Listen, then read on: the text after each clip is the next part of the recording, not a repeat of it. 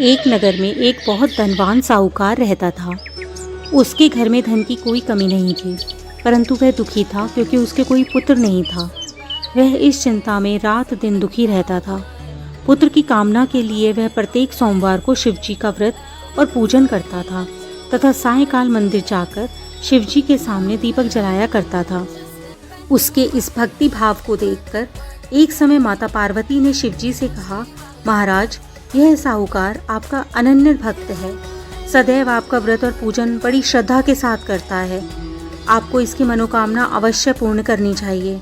शिवजी ने कहा, हे पार्वती, यह संसार कर्म भूमि है।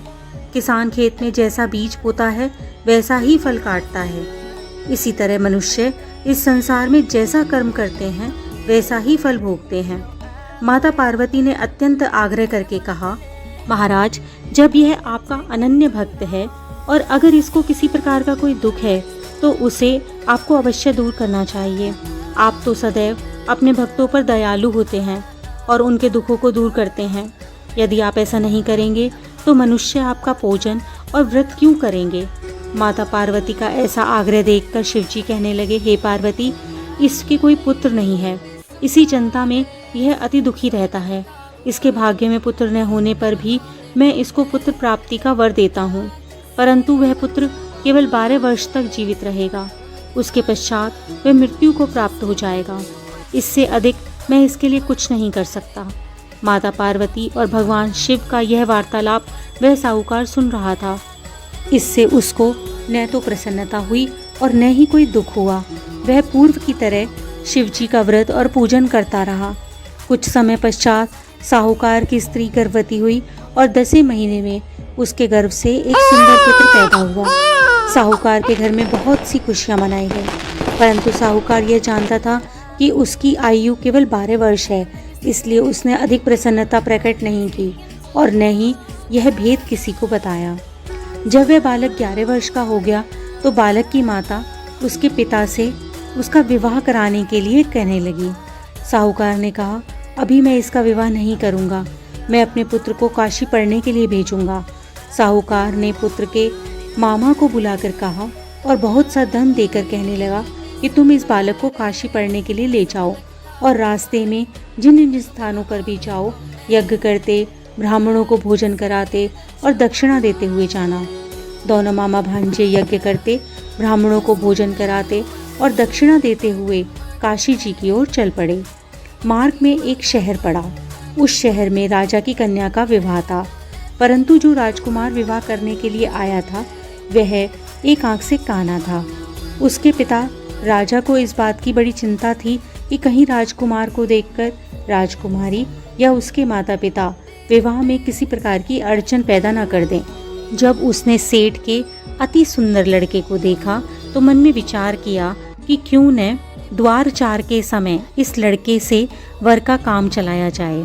ऐसा मन में विचार कर उस राजकुमार के पिता ने उस लड़के और मामा से बात की। वे राजी हो गए। फिर उस साहूकार के लड़के को वर के कपड़े पहनाकर और घोड़ी पर बैठाकर कन्या के द्वार पर ले गए।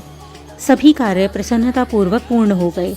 राजकुमार के पिता ने सोचा कि यदि विवाह भी इसी लड़के से करा दिया जाए तो क्या बुराई है। ऐसा विचार कर लड़के और उसके मामा से कहा, यदि आप फेरों और कन्यादान के काम को भी पूरा करा दें तो आपकी बड़ी कृपा होगी। मैं इसके बदले आपको बहुत सारा धन दूंगा। दोनों ने इसे सहर्ष स्वीकार कर लिया। विवाह कार्य बहुत अच्छी तरह से संपन्न हो गया। सेठ का पुत्र जिस समय जाने लगा तो उसने राजकुमारी की चुनरी के पल्ले पर लिख दिया, तुम्हारा विवाह मेरे साथ हुआ है, परंतु तुम जिस राजकुमार के साथ विदा होगी वह एक आंख से काना है। मैं काशी जी पढ़ने जा रहा हूँ। सेठ के लड़के के जाने के पश्चात राजकुमारी ने जब चुनरी पर ऐसा लिखा हुआ पाया तो उसने काने राजकुमार के साथ जाने से इनकार कर दिया।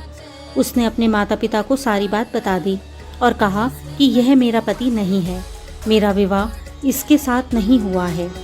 जिसके साथ मेरा विवाह हुआ है वह तो काशी पढ़ने गया है। राजकुमारी के माता पिता ने अपनी कन्या को विदा नहीं किया और बारात वापस चली गई।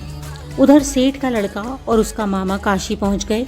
वहां जाकर उन्होंने यज्ञ करा और लड़के ने पढ़ना शुरू कर दिया। जब लड़के की आयु 12 वर्ष की हो गई, उस दिन उन्होंने यज्ञ रचा रखा था। लड़के ने अपने मामा से कहा, मामा जी आज मेरी तबीयत कुछ ठीक नहीं है। मामा ने कहा, अंदर जाकर सो जाओ। लड़का अंदर जाकर सो गया और थोड़ी देर में उसके प्राण निकल गए।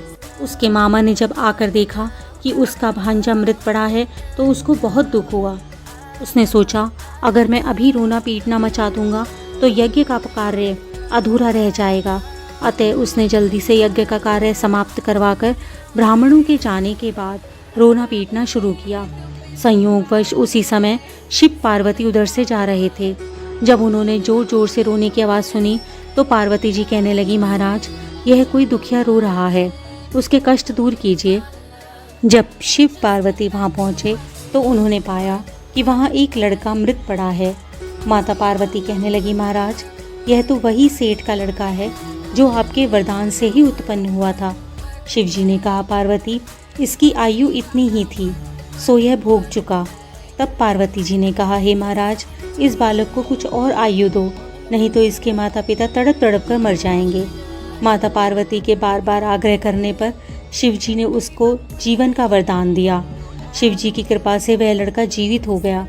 शिवजी और पार्वती वापस कैलाश पर्वत को चले गए।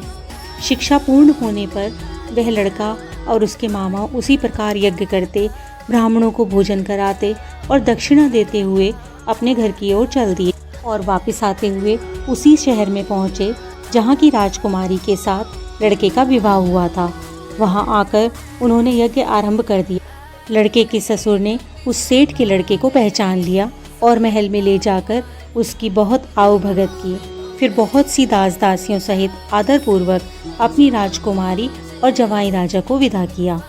जब वे अपने नगर के निकट आए तो मामा ने कहा कि मैं पहले तुम्हारे घर जाकर तुम्हारे माता पिता को यह खबर दे देता हूँ कि तुम आ रहे हो। जब उस लड़के का मामा घर पहुँचा तो उसने देखा कि लड़के के माता पिता घर की छत पर बैठे थे। उन्होंने यह प्रण कर रखा था कि यदि हमारा पुत्र सकुशल लौट आया तो हम राजी खुशी नीचे आ जाएंगे, नहीं तो छत से ही गिरकर अपने प्राण त्याग देंगे। उस लड़के के मामा ने आकर जब यह समाचार दिया कि आपका पुत्र आ गया है तो उन्हें विश्वास ही नहीं हुआ।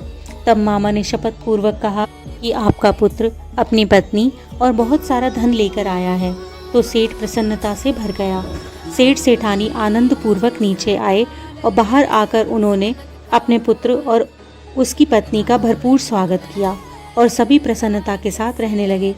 जो कोई सोमवार के व्रत को धारण करता है अथवा इस व्रत को पढ़ता और सुनता है और दूसरों को सुनाता है, उसके सभी दुख दूर होकर उसकी समस्त मनोकामनाएं पूर्ण होती हैं तथा इस लोक में नाना प्रकार के सुख भोग कर अंत में सदाशिव के लोक को प्राप्त होता है।